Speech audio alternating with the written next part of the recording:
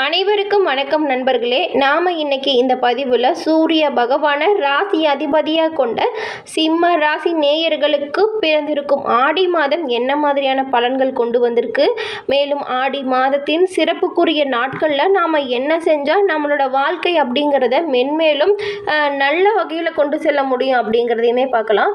அது மட்டும் இல்லாமல் இவ்வளவு நாள் பட்ட கஷ்டங்களுக்கு இந்த ஆடி மாதம் எப்படிப்பட்ட சிறப்பாக அமைஞ்சிருக்கு அப்படிங்கிறதையுமே முழுமையாக பார்த்து தெரிஞ்சுக்கோங்க. அதற்கான முழுமையான விளக்கமே இந்த பதிவில் சொல்லியிருக்கோம்.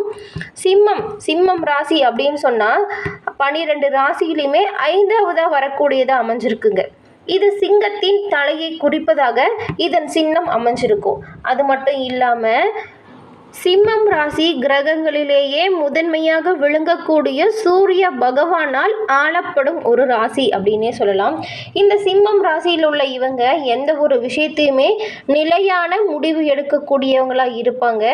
இந்த சிம்மம் ராசியை ஆண் ராசி அப்படின்னும் குறிப்பிடலாம். மேலும் எப்படி அனைத்து கிரகங்களிலேயும் முதன்மை வாய்ந்த கிரகமாக சூரிய கிரகம் விளங்குதோ அதுபோல அனைத்து ராசியிலேயுமே சிம்மம் ராசி அப்படிங்கிறதுக்கு தனிச்சிறப்புகள் நிறைய இருக்குங்க. இந்த சிம்மம் ராசியில் பிறந்தாலே இவங்க இப்படி தான் அப்படின்னு சொல்லக்கூடிய வகையில் ஒரு சில குணங்கள் எல்லாமே சிம்மம் ராசியில் உள்ள அனைவருக்கும் பொருந்தக்கூடியதாக அமையுங்க.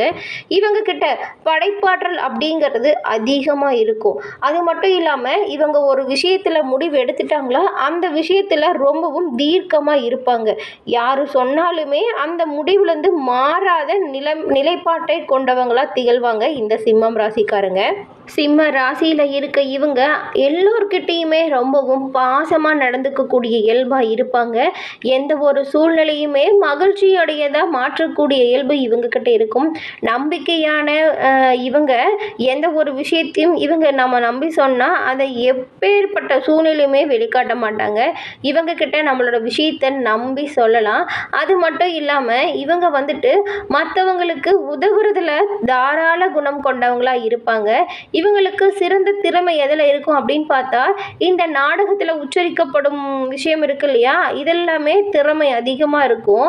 மேலும் இவங்க ஒரு இடத்துல இருந்தாங்களா அந்த இடத்துல இருக்கிற அனைவருமே மகிழ்ச்சி அடையும் வகையில் நகைச்சுவை உணர்வு அப்படிங்கிறது இவங்க கிட்ட அதிகமாக இருக்குங்க. இவங்களது நகைச்சுவை அப்படிங்கிறது மற்றவங்களை துன்புறுத்தும் வகையில் அமையாது. எல்லோருமே நகைச்சுவையாக இனிமையாக வைத்துக்கக்கூடிய இயல்பு இந்த சிம்ம ராசிக்காரங்கிட்ட இருக்குது. ஆனால் இவங்களுக்கு இவ்வளவு நல்ல குணம் இருந்தாலும் ஏன் கஷ்டம் வருது அப்படின்னு பார்த்தா இவங்களுக்கு இருக்கக்கூடிய கோபம் தாங்க இவங்களோட முதல் எதிரி அப்படின்னே சொல்லலாம். ஏன்னா எவ்வளவு இனிமையாக இருக்காங்களோ அந்த அளவுக்கு சட்டுன்னு கோபம் வந்துடும். இவங்க கோபம் வந்துடுச்சுன்னா கோபத்தின் உச்சிக்கே சென்றுடுவாங்க அப்படின்னே சொல்லலாம். யார் எப்படி சொன்னாலும் சரி அவங்கள சமாதானப்படுத்த முடியாது அப்படிங்கிற அளவுக்கு இருப்பாங்க. இவங்க வாழ்க்கையில் நிறைய இழந்திருப்பாங்க. இதற்கு எல்லாமே யோசிச்சு பாருங்க. உங்களோட ஒரு முக்கிய காரணம் என்னவா இருக்குன்னு பார்த்தா கட்டாயம் இந்த கோபமாக தான் இருக்கும். கோபத்தை குறைச்சிக்கிட்டா உங்களோட வாழ்க்கையில் யாருமே அடித்து கொள்ள முடியாத அளவிற்கு உங்களால் வாழ முடியும். ஏன்னா மேன்மையான சிறப்பான குணங்கள் எல்லாமே உங்ககிட்ட இருக்கு. இந்த கோபம் ஒன்று மட்டும்தான் உங்களுக்கு குறையா இருக்கு. இதை நீங்க கோபம் கொள்றதை குறைச்சாவே உங்களது வாழ்க்கையை நீங்க மேன்மை கொண்டதாக மாற்ற முடியும். மேலும் இந்த கோபத்தை எப்படி குறைக்கிறதுக்கு ஒரு உறுதுணையாக நீங்கள் என்ன பண்ணலாம் அப்படின்னு பார்த்தா தினம்தோறும் காலை எழுந்தவுடன் குளித்து முடித்துவிட்டு சூரிய நமஸ்காரம் செய்வது ரொம்பவும் சிறப்பாக உங்களுக்கு அமையுங்க. ஏன்னா உங்களை ஆட்சி செய்வதே சூரிய பகவான் அப்படிங்கிறதுனால உங்களது வாழ்க்கையை வளமானதாக மாற்ற முடியும். சூரிய கதிர் எப்படி தோன்றி உலகம் முழுவதற்குமே வெளிச்சம் தருகிறதோ அதுபோல தாங்க உங்களது அன்புமே. உங்கள் அன்பால் மற்றவர்கள் எல்லாமே பயனடைவாங்க. ஆனால் மற்றவங்களால உங்களுக்கு பயன் அப்படிங்கிறது ரொம்பவும் குறைவாக தான் இருக்கும். தினம்தோறும் காலையில் எழுந்தவுடன் சூரிய நமஸ்காரம் செஞ்சுட்டு வாங்க. கட்டாயம் உங்களது வாழ்க்கையை கண்கூட நீங்களே பார்க்க முடியும். நல்ல விதத்தில் உங்கள் வாழ்க்கை மாறும். அது மட்டும் இல்லாமல் சூரிய பகவான் உங்களுக்கு பிடிக்கும் என்றாலும் இந்த வீடியோ பதிவின் கமெண்ட்ல சூரிய பகவானுக்கு போற்றி என 3 முறை பதிவிடவும் செய்யுங்க. சூரியனின் அருளால் உங்களது வாழ்க்கை வளமானதாக மாறட்டும். தொடர்ந்து நாம் பிறந்திருக்கும் ஆடி மாதத்தில் கிரக நிலைகள் உங்களுக்கு என்ன மாதிரி அமைஞ்சிருக்கு, இதன் மூலம் உங்களது வாழ்க்கை எப்படி அமையும் அப்படிங்கிறத தொடர்ந்து நாம் பார்க்கலாம். முதல்ல சிம்மம் ராசியில் உள்ள மகம் நட்சத்திரக்காரர்களுக்கு, ஞானத்தோடு பிறந்த உங்களுக்கு இந்த மாதம் பிறந்திருக்கும் ஆடி மாதம் உங்களோட நட்சத்திரநாதன் தன குடும்ப வாக்குஸ்தானத்தில் சஞ்சாரம் செஞ்சிருக்காருங்க. இப்படி இவங்க இருக்கிறதுனால உங்களோட வரவுல தடை, கொடுத்த வாக்கை காப்பாற்ற முடியாமல் போகும் சூழ்நிலை கூட உண்டாகலாம். இருந்தாலும் கூட குரு பகவானின் பார்வையால் உங்களுக்கு இது எல்லாமே மாறும் வாய்ப்புமே அமையுங்க. அந்த சூழ்நிலையில் எப்படி நடந்துக்கணும்னு சொல்லிட்டு நீங்கள் யோசித்து நடந்துக்கிட்டீங்களாவே கட்டாயம் உங்களுக்கு சாதகம் பாதகம் எல்லாமே அமையும் வாய்ப்பு இருக்கிறதுனால கட்டாயம் இந்த பாதகமான செயலை நீங்கள் மாற்றிக்கொள்ள முடியுங்க உங்களாலேயே. குருவின் பார்வைகள் 2, 4, 6ஆம் இடங்களில் உண்டாகிறதுனால இதுவரைக்கும் உங்களுக்கு இருந்த நெருக்கடிகள் விலகுவதற்கான வாய்ப்புகளுமே பாருங்க அமையுது. அதன் பிறகு உங்களோட நண்பர்கள் உங்களுக்கு உறுதுணையாக இருப்பாங்க. உங்களோட நிலையில் முன்னேற்றம் ஏற்படும். நீங்கள் எந்த ஒரு விஷயத்துலையுமே தைரியமாக செயல்படுவீங்க, ஆரோக்கியமாக செயல்படுவீங்க. உத்தியோகத்தில் இருக்கவங்களுக்கு செல்வாக்கு அப்படிங்கிறது அதிகரித்து காணப்படும். மேலும் உங்களுக்கு அஷ்டம ஸ்தானத்தில் ராகு சஞ்சாரம் செய்கிறதுனால எந்த ஒரு செயலையுமே ஆசைக்கு இடம் கொடுக்காமல் நீங்கள் நேர்மையாக செயல்படுவது ரொம்பவும் அவசியங்க. இப்படி செயல்பட்டால் உங்களுக்கு உங்கள் பணியிடத்தில் நன்மதிப்பு கிடைக்கும் வாய்ப்புமே அமையும். அடுத்து பூரம் நட்சத்திரக்காரர்களுக்கான பலன்கள் பார்க்கலாம். ஒளி போல் பிரகாசிக்கும் ஆற்றலுடன் பிறந்த உங்களுக்கு ஆடி மாதம் மிகவும் நன்மையான மாதமாக அமைஞ்சிருக்கு அப்படின்னே சொல்லலாம். ஏன்னா உங்களோட நட்சத்திரநாதன் சுக்கிரன் மாதம் முழுவதுமே உங்களுக்கு நன்மையை வழங்கிட இருக்கிறதுனால உங்களோட விருப்பம் அப்படிங்கிறது நிறைவேறுங்க. இதுவரைக்கும் எந்த ஒரு பொருளையுமே வாங்க முடியலன்னு நினச்சி வருத்தப்பட்டு இருந்த உங்களுக்கு உங்களோட தொழில் ரொம்பவும் முடக்கமாக இருக்குது. எப்படா நம்மளோட தொழிலில் மேன்மை அடைய போகிறோம், முன்னேறி வரப்போகிறோமா இல்லையான்னு சொல்லி கவலைப்பட்டு இருந்த உங்களுக்கு இந்த ஆடி மாதம் சிறப்பாக அமைஞ்சிருக்கு அப்படின்னே சொல்லலாம். ஏன்னா வந்துட்டு உங்களுக்கு சஞ்சாரங்கள், கிரகங்களோட சஞ்சாரங்கள் பார்த்தா எல்லாமே நல்லா தான் அமைஞ்சிருக்கு. அஷ்டமஸ்தானத்தில் ராகு இருக்கிறதுனால உங்களது ஆசைகள் அனைத்துமே நிறைவேறும். விவசாயிகளுக்கு எல்லாமே விளைச்சலில் கொஞ்சம் கவனம் தேவைங்க. மேலும் உங்களுக்கு பணவரவு அப்படிங்கிறது திருப்தி தரும் வகையில் அமையும். உடல் ஆரோக்கியம் சிறப்பாக இருக்கும்.